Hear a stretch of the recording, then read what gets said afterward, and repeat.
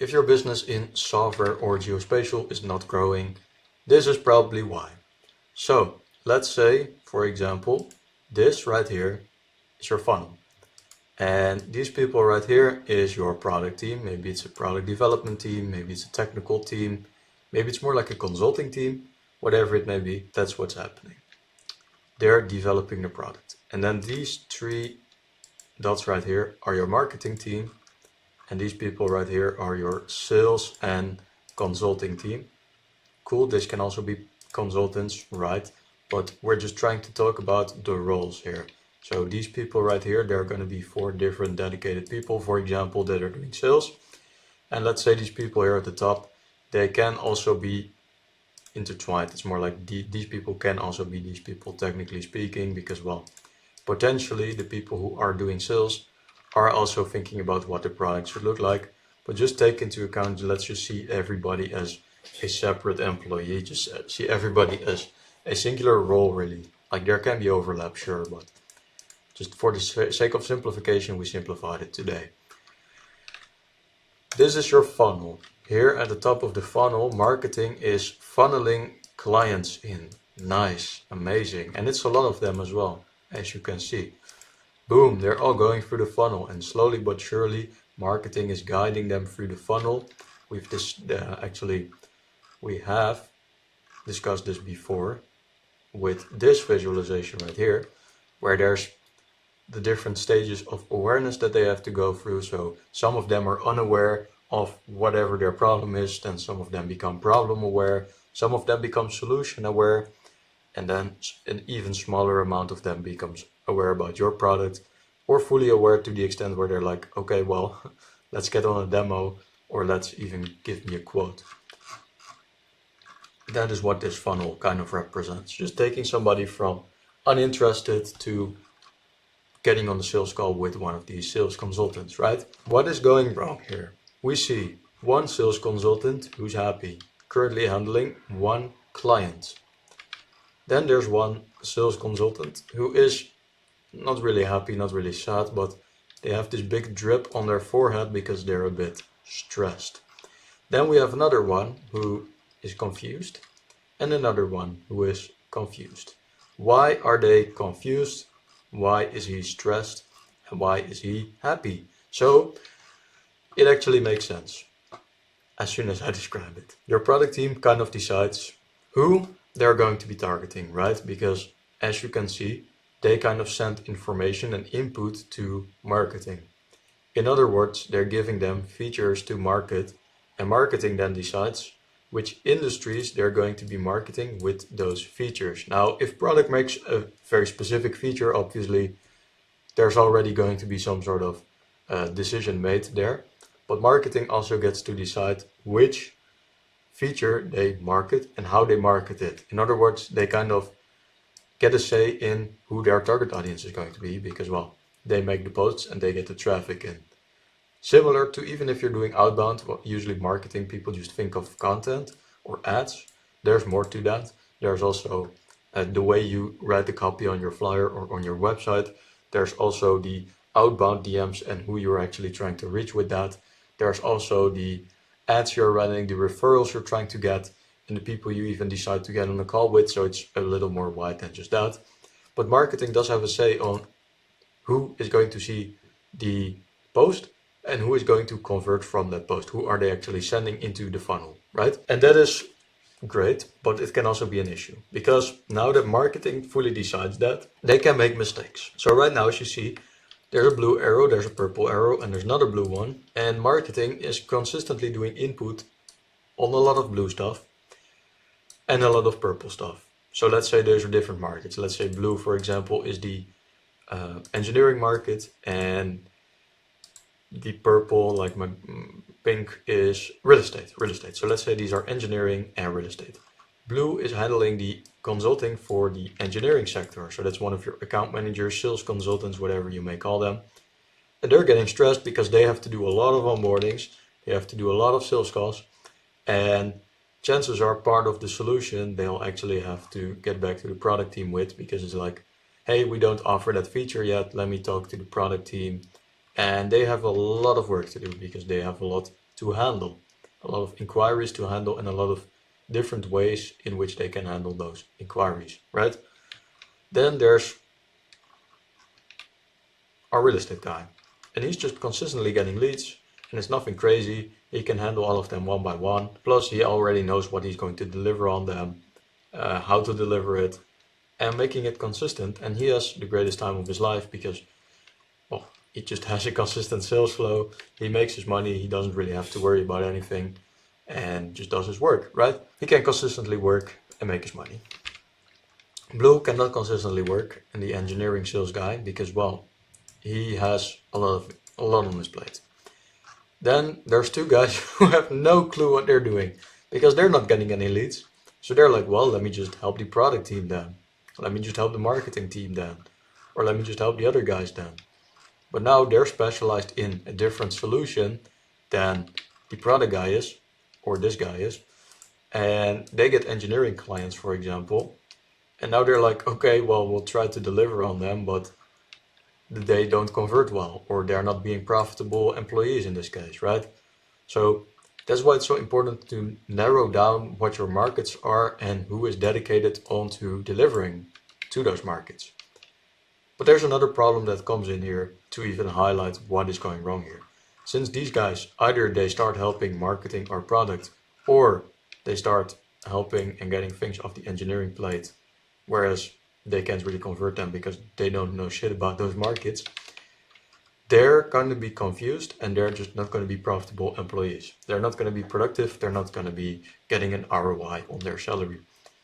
And preferably you would want them to get an ROI on their salary. Like, sure, some people will just kind of break even on what they deliver and what they get, but preferably if somebody's doing sales, you want them to get an ROI. Meaning, they need to have an incentive to perform properly. In other words, this guy right here, he gets no leads. This guy right here, he gets no leads. They're stressed if they're actually being paid on commissions. And if that's the case, they'll communicate that back to marketing like, hey, we need that input from you because otherwise we can sell, right? Whereas this guy, he's happy because he's thinking, great, I get just about the right amount of leads. I'm just delivering an average performance. Life is good. I'm happy. We'll run it, right? Like, it's fine for him.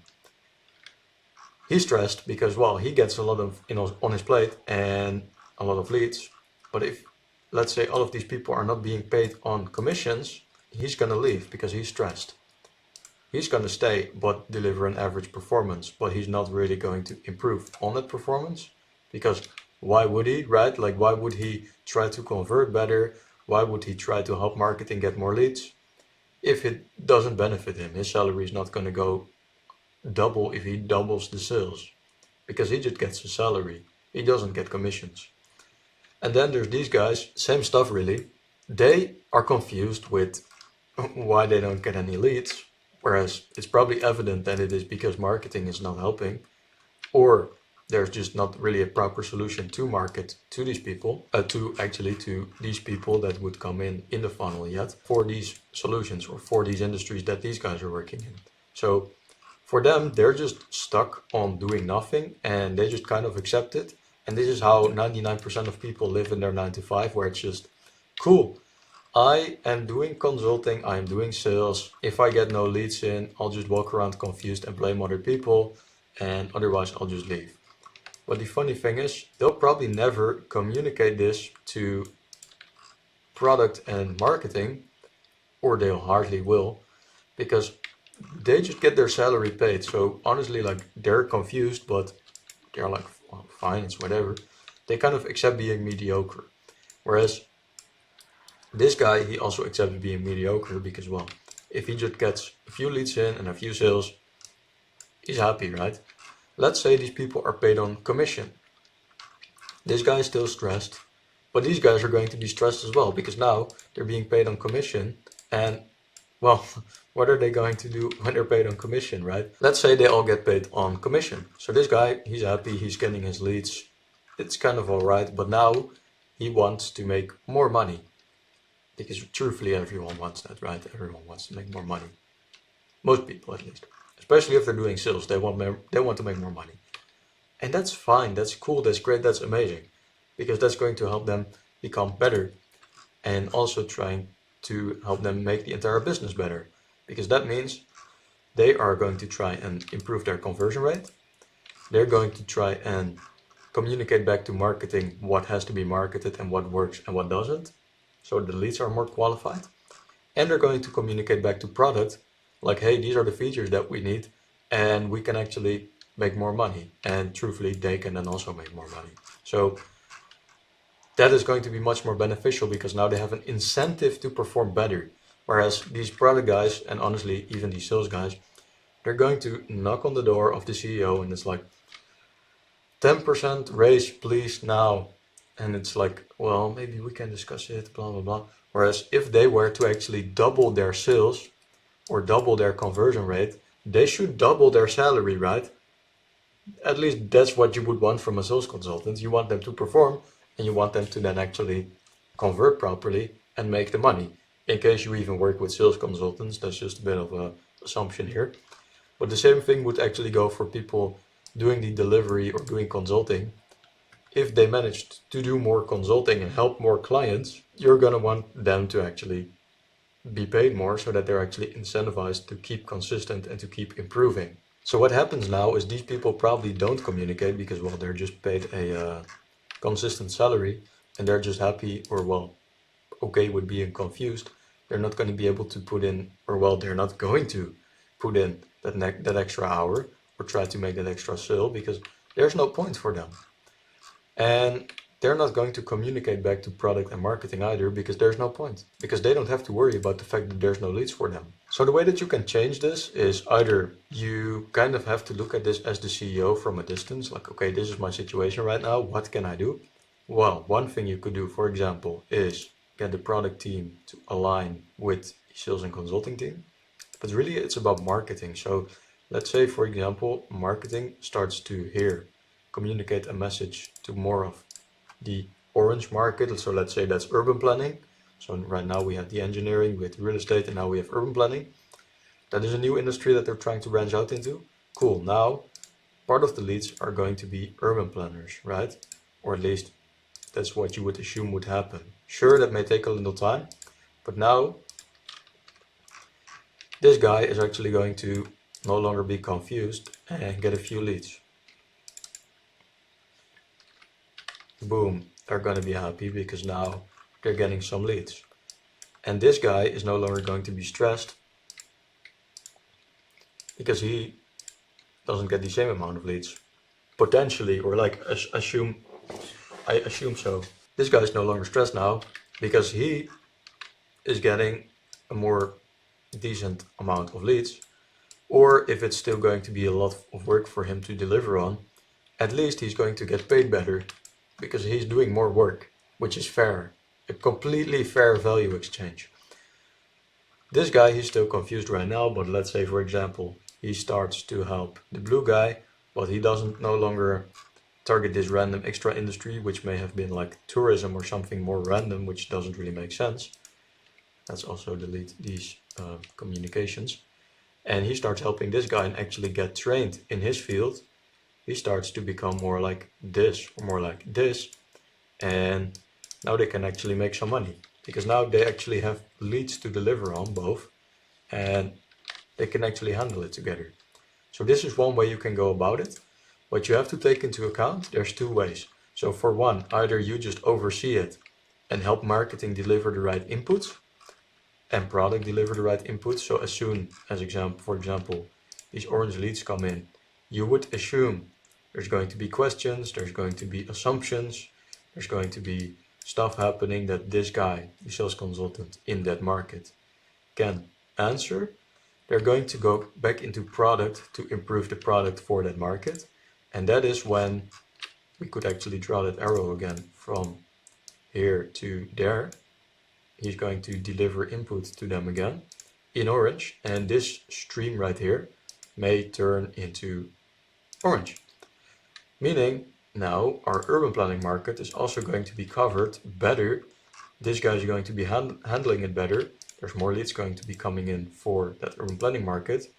Plus we have actually, despite we have changed our markets. We have actually diversified into an extra market in terms of marketing, but not in delivery, but in terms of marketing, we have diversified. You would assume there's maybe less leads coming in on the blue sector, which potentially is true. Sounds counterintuitive because, well, there is less leads coming in, but since there's one guy who was stressed and probably didn't convert all of them, or at least not as much as he should have, because he was doing everything alone with a wider stream of leads, now he has somebody helping him, plus he has more or less leads actually, meaning he can handle it better. Plus you have diversified into an extra market with this guy being able to handle that. So this is the way to go about it as the CEO. You just oversee this and tell marketing to do, hey, do XYZ. And now you see this happening where a new market or leads from a new market comes in, and this guy can actually deliver on it. And the green guy who was doing tourism, which really didn't make sense, is now helping this guy. Now you have 3 profitable sales consultants, whereas before this you had 1. No, sorry, you had 4, and before this you had 1, or at least 1.5. You had the purple guy or the pink guy, and you had the sign guy. So you had the real estate and the engineering guy, which they both were not really performing that well maybe, but now we have 4 people performing at their best because there's consistency. See how that goes?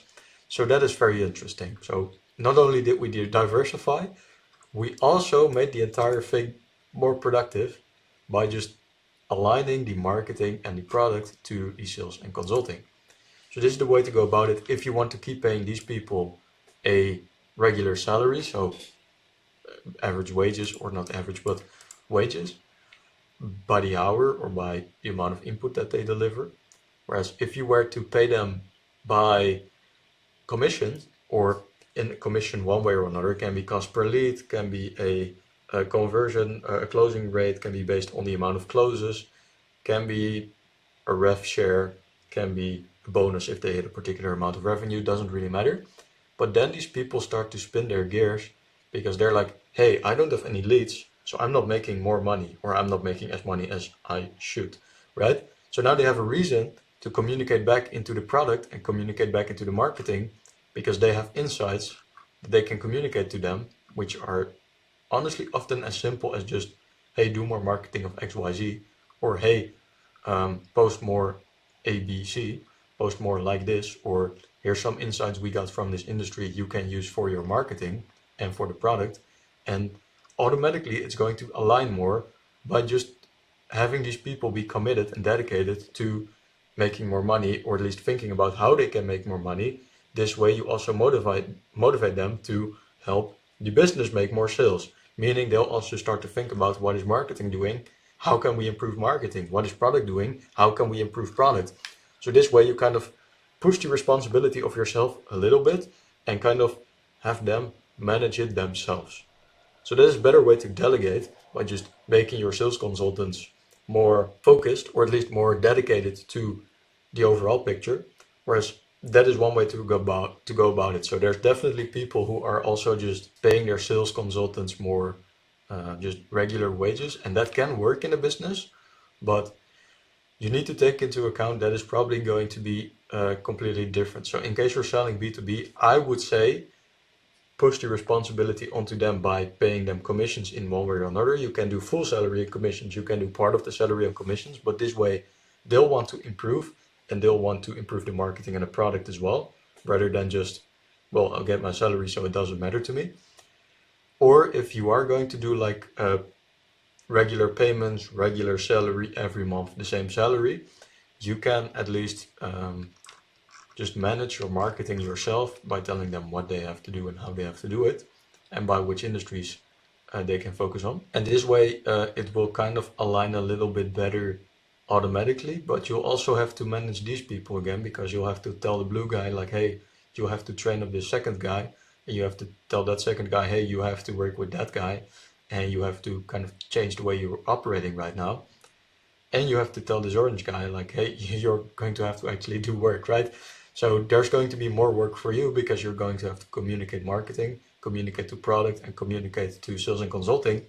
Whereas it's 100 times more productive and effective by having sales and consulting automatically do that back into marketing and product by being incentivized to improve their own closing rate and improve their own sales process. So I would suggest do that, especially if you're working business to business. That being said, chances are you're working business to government, or your people are not so much sales, but are more so consultant. If you kind of put that on a scale, or kind of see that as a scale with two sides of the stick, basically, then you could say the consultant is being paid a salary, so not on commissions, but at least have some sort of incentive for them to communicate back into marketing and product. Can be fine, but you probably have to have a system where they have full stack responsibility. So for example, say there's not really sales consultants, but it's just consultants, then they're going to have to deliver on the product, talk with the client, do the onboarding, etc., etc.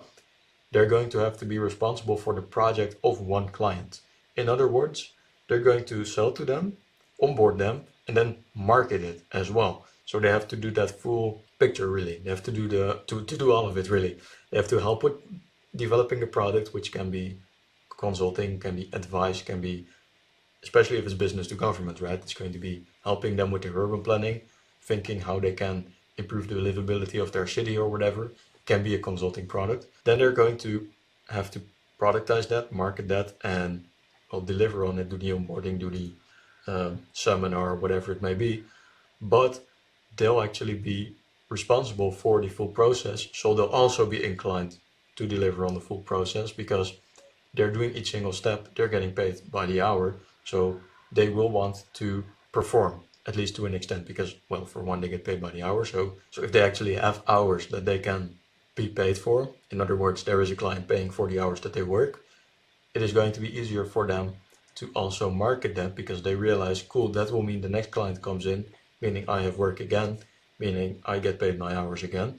And this way, it is a little bit tricky because you're still pushing the responsibility on them, despite them working in 9 to 5, working by the hour.